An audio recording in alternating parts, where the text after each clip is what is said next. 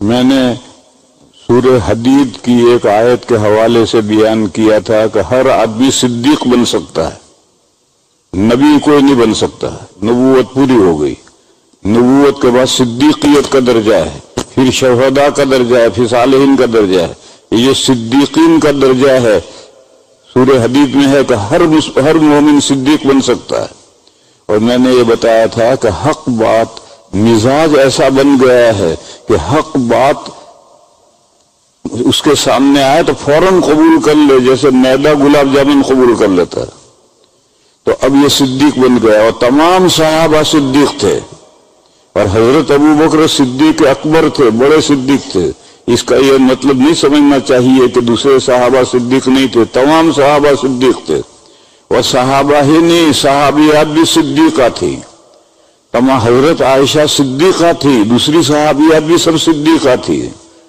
جب آپ کا ایسا مزاج بن جائے کہ حق بات سامنے آئے اور آپ فوراً اس کو قبول کرنے کے پوزیشن میں ہو جائیں تو اب آپ اللہ کے دوست بن گئے۔ ولی کے معنی دوست، یہ اللہ کا فرزند بن گیا، اللہ کا دوست بن گیا۔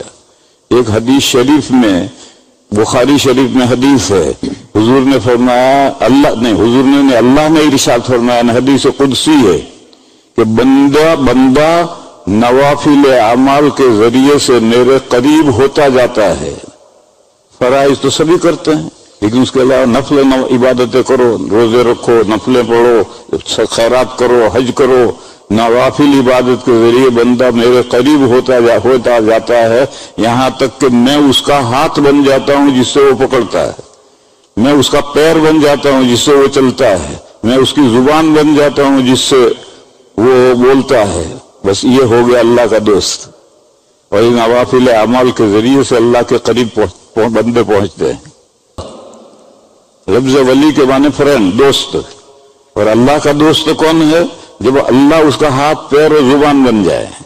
اور یہ کب ہوگا؟ جب نوافل اعمال کرتا اور اللہ ایک دوسری حدیث قدسی ہے کہ اگر ایک بالش بندہ میرے قریب آتا ہے تو میں ایک ہاتھ اس کے قریب جاتا ہوں، اور وہ ایک ہاتھ میرے قریب آتا ہے تو میں ایک باہ اس کے قریب جاتا ہوں۔ تو ہم اگر نوافل اعمال سے اللہ کا قرب ڈھونڈیں گے تو اللہ بھی ہمارے قریب آئیں گے۔ اور جب اس پوزیشن میں پہنچ گئے کہ زبان، آنکھ، کان، ناک، ہاتھ، پیر اللہ کے حکموں کے تابع ہو گئے تو یہ اللہ کا دوست ہے، ولی ہے۔ ولی کے کوئی سر سنگ نہیں ہوتے ہیں کہ اس کے سنگ آئے ہیں تب دیکھو فلاں ولی ہے، اس کے 2 سنگ آ رہے ہیں، ایسا نہیں ہے۔ ولی بننے کا طریقہ یہ ہے، اور ہر ایک کے لیے دروازہ کھلا ہے۔ بڑھو آگے، یاران نقطہ داں ہے ہر عقل مند کے لیے۔ یہ بات سمجھو اور بڑھو، اور نوافل اعمال کے ذریعے سے بن جاؤ، اور اللہ کے احکام کے مطابق سارے اعضاء، آنکھ، ناک، کان، منہ، زبان، ہاتھ، پیر اللہ کے حکموں کے خلاف نہ چلیں تو اسے اللہ کا دوست ہوگے۔ ایک بھائی مجھے یاد آئے، ایک بھائی تھے ہمارے عثمان بھائی، پتہ نہیں سرنیم کیا تھا ان کا، کاپڑیا۔ ایک بھائی تھے عثمان بھائی کاپڑیا، وہ بہت استخارہ کرتے تھے، اللہ کے نیک بندے تھے، بہت استخارہ کرتے تھے۔ ایک وقت اللہ ان کے مغفرت عامہ فرمایا، بہت اچھے آدمی تھے۔ انہوں نے پوچھا، بہت استخارہ کرتے تھے، تو انہوں نے مجھ سے پوچھا کہ استخارے کا کیا فائدہ ہے؟ استخارہ کر وہ رہے ہیں، فائدہ مجھ سے پوچھ رہے ہیں۔